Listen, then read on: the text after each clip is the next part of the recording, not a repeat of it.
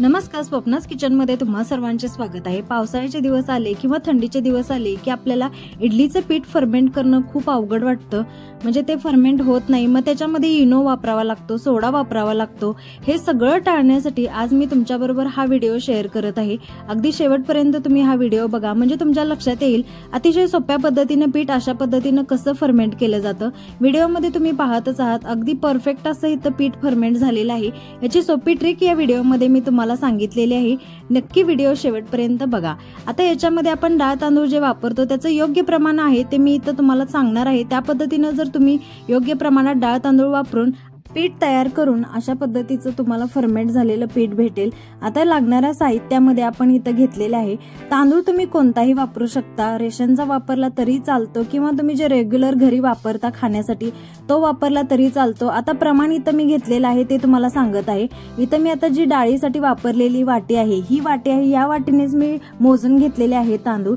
4 वाट्या इथं तांदूळ घेतलेला आहे, त्याच्यासाठी मी इथं 1.5 वाटी उडदाची डाळ घेतलेली आहे आणि त्याच्यामध्ये आपण शाबू वापरणार आहे। आता शाबू आहे तो खूप कमी क्वांटिटी मध्ये वापरायचा आहे, अगदी अर्ध्याला अर्धी वाटी वापरायचा आहे। त्याच्यासाठी मी इथं छोट्या वाटीचा वापर केलेला आहे। छोट्या वाटीची अर्धी वाटी इथं शाबू वापरलेला आहे आणि सोबतच इथं आपण जो राहिलेला अर्धा भाग होता तो डाळीचा इथं घेतलेला आहे। पहिल्यांदा 1 वाटी डाळ मी वापरली, नंतर इथं मी अर्ध्या वाटीला थोडीशी कमी डाळ घेतलेली आहे, ती याच्यामध्ये वापरत आहे उडदाची। आणि 1 चमचा आपल्याला इथं मेथी वापरायची आहे, मेथीचे दाणे वापरायचे आहेत। त्यामुळेच इडली किंवा डोसा तुम्ही काहीही बनवू शकता या पिठाचं, ते सॉफ्ट होणार आहे आणि स्पंजी होणार आहे।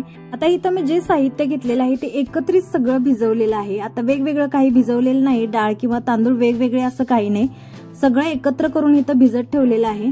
साधारणतः सकाळी 8 वाजता हे सगळं भिजत घातलेलं मी, संध्याकाळी 9 वाजता मी हे सगळं बारीक करायला घेतलेलं आहे। अगदी शाबूही टमटमीत फुगलेला आहे आणि डाळ तांदूळ परफेक्ट असे भिजलेले आहेत। परत आपण इथं मिक्सरमध्ये आता सगळं वाटून घेणार आहे। हेच पाणी आपल्याला याच्यामध्ये वापरायचं आहे। या पाण्यानेच आपण हे सगळं साहित्य एकदम बारीक करून घ्यायचं, अगदी बारीक असं करून घ्यायचं आहे, म्हणजे जरा सुद्धा जाडसर असं वाटायचं नाही। अगदी बारीक पेस्ट अशा पद्धतीची करून घ्यायची। आपल्याला हाताला थोडा फील आला पाहिजे, असं गुळगुळीत लागलं पाहिजे, एवढं बारीक आपल्याला इथं पेस्ट बनवून घ्यायची।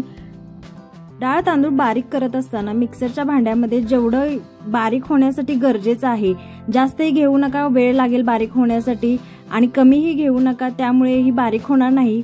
अशा पद्धतीची क्वांटिटी घ्या परफेक्ट अशी। आणि याच्यामध्ये आपण नंतर आता ऍड करणार आहे अर्धा वाटी पोहे। मी अर्धी वाटी पोहे इथं धुवून स्वच्छ घेतलेले आहेत, ते आपल्याला आता सोबत शेवटची जी बॅच आहे आपण बारीक करून घेणार आहे त्याच्यासोबतच इथं मी आता वाटून घेतलेले आहेत पोहे। आता तुम्ही कन्सिस्टन्सी पाहू शकता, याच्यामध्ये थोडं जास्त पाण्याचा वापर झालेला आहे, त्याशिवाय डाळ तांदूळ परफेक्ट असे बारीक होत नाहीत, अशी कन्सिस्टन्सी आहे।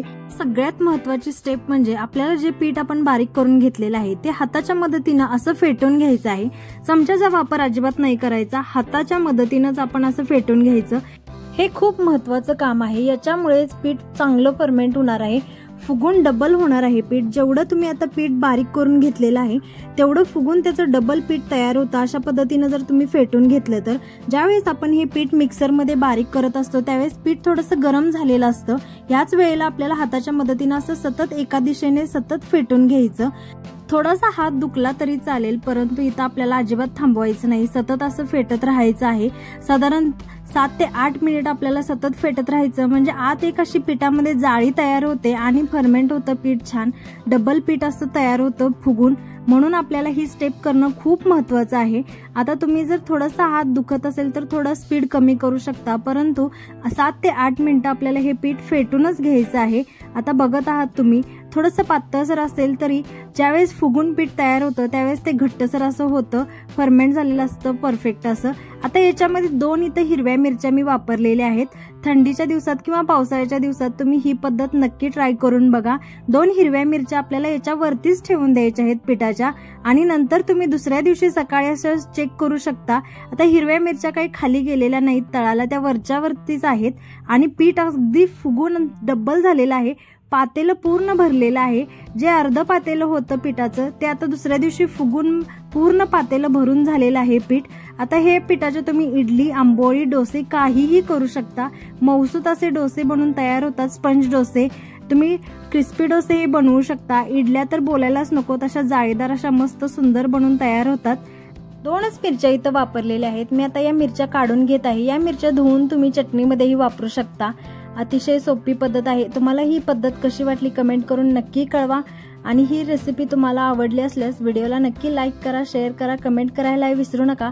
अशाच सिंपल रेसिपींसाठी आपल्या चॅनलला नक्की सबस्क्राईब करा. अतिशय सोपी पद्धत आहे. याच्यामध्ये आपल्याला इनोचा, सोड्याचा, कशाचाही वापर करावा लागत नाही. अगदी परफेक्ट असं फर्मेंट होतं पीठ. आता हे पावसाळ्यात सध्या चालू आहे. मी या पावसाळ्याच्या दिवसातच हे पीठ असं पद्धतीनं फर्मेंट करून तयार केलेलं आहे. पद्धत तुम्हाला कशी वाटली कमेंट करून नक्की कळवा.